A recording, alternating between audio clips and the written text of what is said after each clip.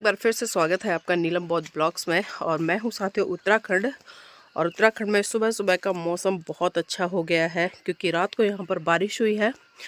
और कल जब आए थे तो गर्मी फील हो रही थी, लेकिन जैसे जैसे यहाँ पर शाम ढली और मौसम गर्माया और थोड़ी घुटन सी भी हो रही थी, लेकिन उसके बाद धीरे धीरे एकदम से काफ़ी चेंज आया। बादलों की गड़गड़ाहट, बिजली कड़कना और फिर झमाझम जोरदार बारिश, और उसके बाद पूरा का पूरा मौसम यहाँ पर चेंज हो गया। और अभी सुबह के 5:30 बज चुके हैं। हम निकलेंगे तो उठे हैं। मैं तो फेस वॉश भी नहीं किया है अभी, तो मैंने सोचा थोड़ा सा ब्लॉग और थोड़ा सा ये खूबसूरत दृश्य सुबह सुबह का पहाड़ों का और इस गांव का आपके लिए कैप्चर कर लूं। आप देख सकते हैं, बहुत ही खूबसूरत। और देखिए यहाँ से डायरेक्ट पाइपलाइन गई हुई है पानी की ये। और जहाँ हम रुके हैं सिर्फ 2 घर हैं यहाँ पर, और 2 घर के लिए पानी की व्यवस्था है। और ये पाइप देखिए, और मैं थोड़ा सा लेकर चलती हूँ आपको आगे और दिखाऊंगी आपको अभी सुबह सुबह उठ के सभी लोग क्या कर रहे हैं।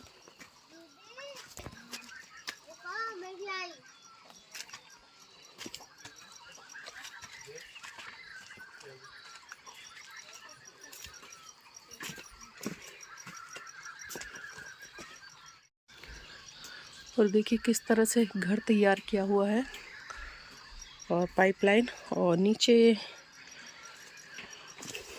टॉयलेट है, और इधर वॉशरूम, और ये पानी का टैंक है। देखिए किस तरह से बनाया हुआ है।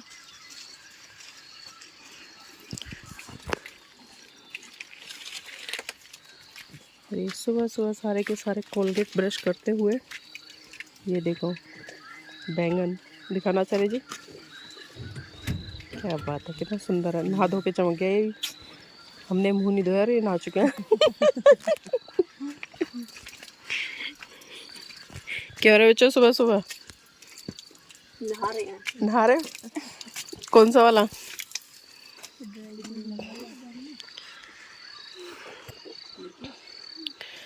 लोग कहते हैं कि गांव में कोई सुख सुविधा नहीं होती, ऐसा बिल्कुल भी नहीं है। गांव में हर तरह की सुख सुविधाएं आपको मिल जाएगी। और जिन लोगों को प्रकृति से प्यार है वास्तव में, उनके लिए इस तरह की जगह पर आना अपने आप में एक रोमांच पैदा करता है। और यहाँ पर वेजिटेबल वगैरह छोटी छोटी क्यारियाँ बना के लगाई हुई हैं। केले के पेड़ हैं, सब्जी है, बैंगन है, भिंडी है, ये इधर और लगी भी हुई हैं। देखिए बहुत मेहनत करते हैं पहाड़ों में रहने वाले लोग। और जैसे कि कल मैंने दिखाया था, हम इधर से आए थे ऊपर से, और यहाँ नीचे इधर तलहटी में, और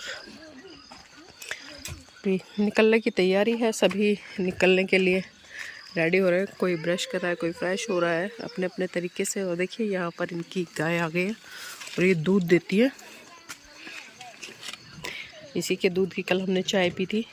बड़ी छोटी सी लग रही होगी, लेकिन मैं बता दूं आपको कि पहाड़ों में जो क्लाइमेट है उसका फ़र्क होता है, ठंडा होता है। जहाँ जहाँ आपको ठंडा मिलेगा वहाँ पर इनकी हाइट बहुत छोटी मिलती है। और ये इस तरह से सारी चीज़ें तैयार की हुई हैं।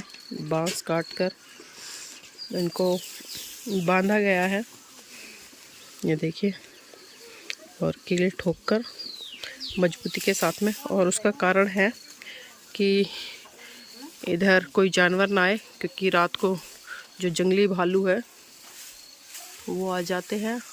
और उसी की सुरक्षा के लिए, बचाव के लिए इन्होंने, मतलब एक तरह से अपनी सुरक्षा के लिए सारा का सारा इंतज़ाम किया हुआ है। और जो मैं बता रही थी, एक घर ये है और दूसरा घर उधर है उस साइड में। सिर्फ 2 ही घर है यहाँ पर। और सोचिए कि कोई भय नहीं है पहाड़ों की तलहटी में आकर। और ये देखिए, ये छोटे छोटे जो घर होते हैं, ऊंचाई बहुत कम है, और इसका कारण यह है कि ठंडक तो खैर होती है यहाँ पर, लेकिन जो मटेरियल है वो कम लगता है और खर्चा बहुत आता है इस तरह के घर बनाने में।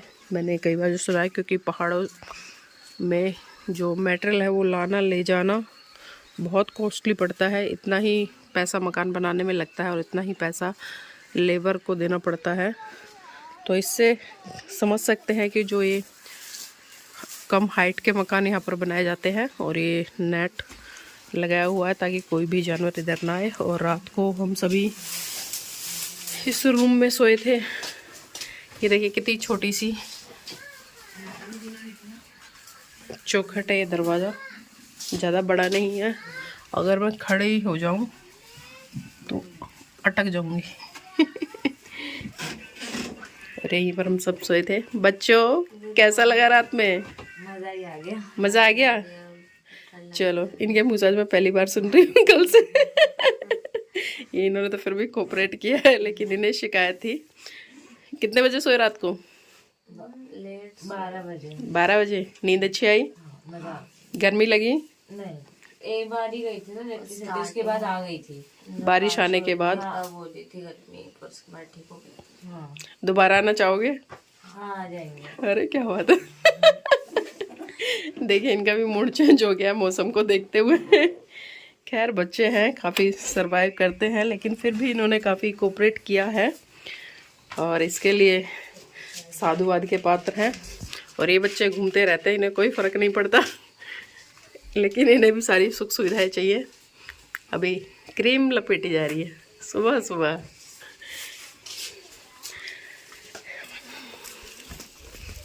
आचार्य जी अनुभव बताइए, कैसा रहा यहाँ पर आकर? कॉल कर रहे हैं क्या? बहुत अच्छा लगा, बहुत अच्छा वेदर है, जगह बहुत अच्छी है। मतलब ऐसे रहने पहला अनुभव है। शुरू में लगा था कि पता नहीं कैसे रहेंगे, पर बहुत अच्छा अनुभव है। सुविधाएं सारी हैं यहाँ पर। मतलब 5 स्टार होटल में रहते थे और पहली बार ऐसे आज ऐसे रहे तो मतलब ऐसा नहीं लगा, थोड़ा झिझक वो लगा, बट बहुत अच्छा लगा। ऐसे में भी रहने का अनुभव बहुत अलग है, बहुत और अच्छा लगा। सीखना चाहिए हाँ, वैसे। सीखना चाहिए हमें। बच्चों को सिखाने के लिए लाई थी। मेन पर्पस सीखने का था, सिखाने का था बच्चों को कि ऐसे भी कैसे रहा जाता है, परिस्थिति में अपने आप को कैसे ढाले, यही बच्चों को समझ में आना चाहिए। हर परिस्थिति एक जैसी नहीं मिलेगी, सब जगह अलग अलग होता है। आगे फील्ड में जाएंगे तो अगर कभी ऐसे भी रहना पड़े तो कैसे देखा जाए कि कैसे रहते हैं। हम तो सुख सुविधाओं में रहते ही हैं, पर यहाँ जो लोग रह रहे हैं वो कैसे रह रहे हैं उसका अनुभव लेना बहुत ज़रूरी था और मुझे बहुत अच्छा लगा। बिल्कुल। तो देखिए कल तक आचार्य जी के बच्चे क्या, एक ही बच्ची मना कर रही थी और तो सारे एग्री थे। लेकिन अभी सुबह मैंने उनका व्यू जाना तो ये मौसम खूबसूरत आप देख सकते हैं, पहाड़ों की चोटियाँ आसमान को चूमते हुए। तो उनकी भी शिकायत दूर हो गई है और बहुत ही खूबसूरत है सुबह का ये दृश्य।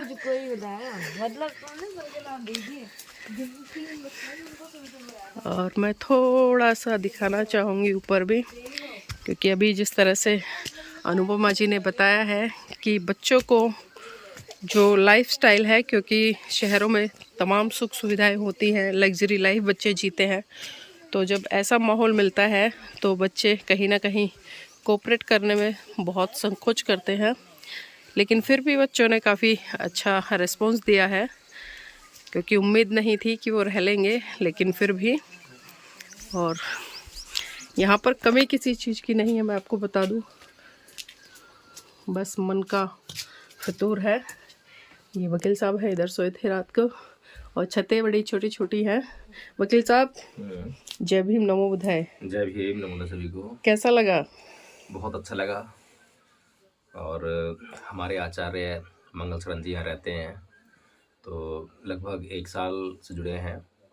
तो काफ़ी लंबे समय से ये इच्छा थी कि हमारे आचार्य जी किस परिस्थिति में रहते हैं, कैसे रहते हैं, कितना दूर रहते हैं, कितना पहाड़ जो है कितना मतलब जो है दुर्गम है।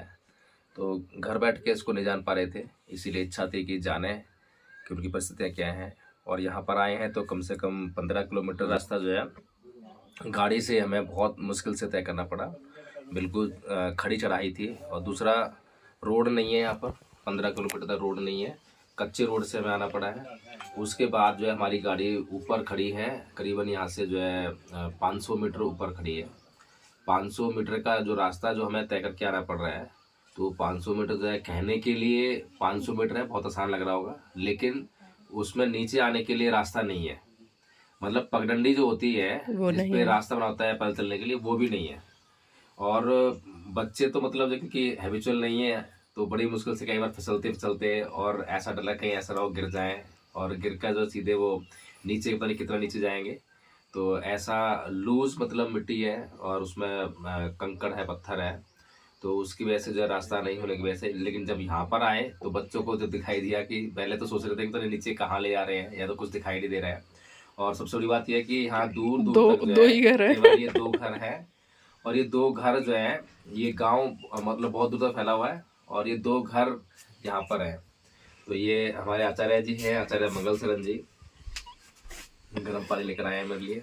तो मैं पी लेती हूँ, मैं ठंडा पी चुकी हूँ, लेकिन आप लेकर आए। तो इसीलिए जो है करना, मैं ये बहुत मेहनत करते हैं। मैं बार बार बता रही हूँ कि पहाड़ों में जीवन को सरवाइव करना बहुत टफ होता है। यहाँ पर अगर कोई बीमार हो जाए तो बीमार होने के लिए कोई यहाँ पर एम्बुलेंस की कोई व्यवस्था नहीं है। यहाँ पर गाड़ी नहीं आती ऊपर तक, 15 किलोमीटर तक जो है यहाँ तक कोई ऐसी सुविधा नहीं है।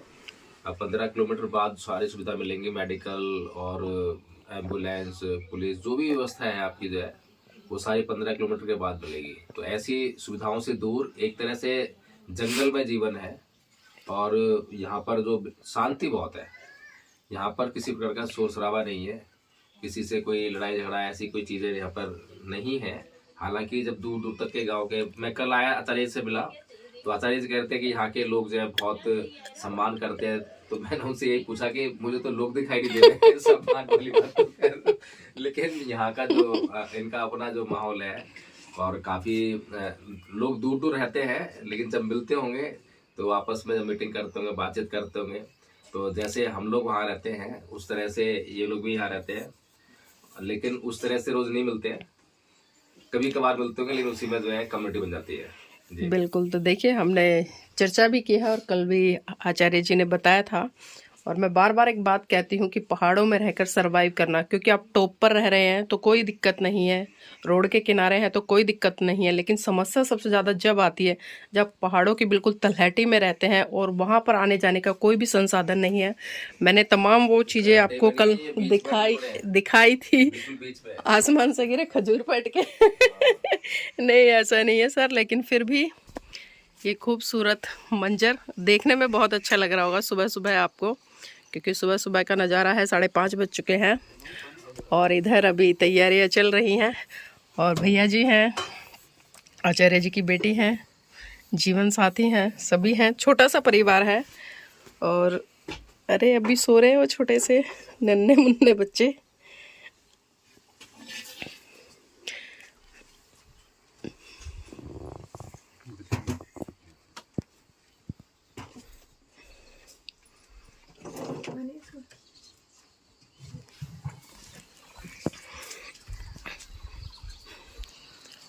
और एक चीज़ और बता दूं मैं, हमारे आचार्य मंगल शरण जी हैं, उनके बेटे हैं जो अभी मैंने दिखाए थे, वो यहाँ के प्रधान हैं।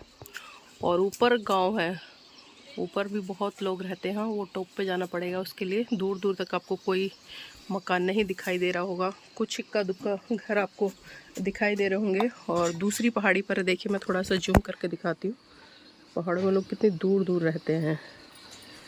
ये इस पहाड़ पर देखिए 2-3 घर हैं, और इसी तरह से ये ऊपर दूसरा वाला पहाड़ है, इस पर भी ये 2-3 घर बने हुए हैं। और इसी तरह से हम अगले पहाड़ की चोटी की तरफ चले, इधर एक भी नहीं है, इधर भी नहीं है, इस पर भी नहीं है, और इधर भी नहीं है। रात को दूर एक लाइट दिखाई दे रही थी बिल्कुल ऊपर टॉप पर।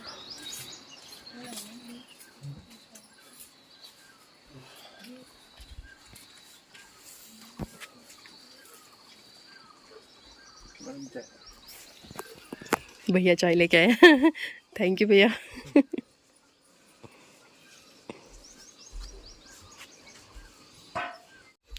तो साथ ही मैं चाहूँगी आप इस ब्लॉग को लाइक करें, शेयर करें और कमेंट करके अपनी प्रतिक्रिया ज़रूर दें। उत्तराखंड की ये खूबसूरत वादियाँ आपको कैसी लगी और यहाँ का जीवन जो लोग यापन कर रहे हैं जिन हालातों में,